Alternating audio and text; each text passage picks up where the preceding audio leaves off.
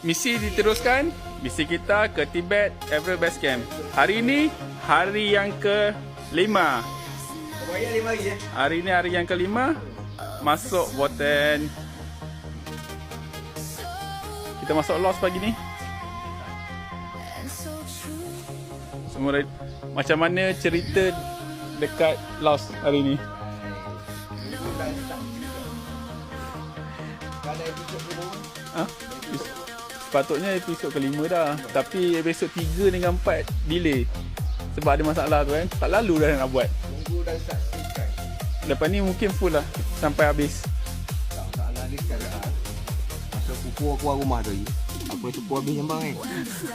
Cukup habis jambang. Sekarang dah tumbuh panjang kan. Okey, sewa iya. Pintu border tak sampai lagi ni.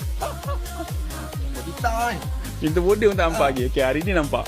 Rasa aku 5 hari dah jumpa pintu lanok balik kan. Oh.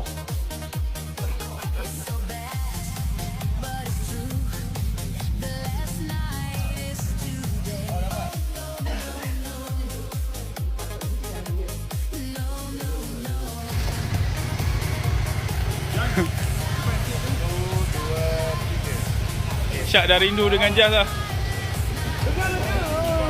Wah, tengok. Dancing on the dance floor. Hey, hey, Mr. DJ, just play the beat now.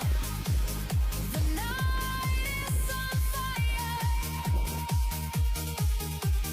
Hey, start to play the game. Moving my feet now. You know my desire.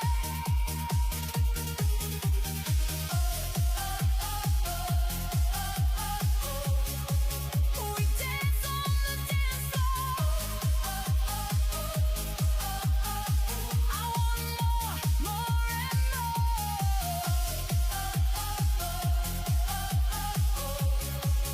We dance on the dance floor. I want more and more.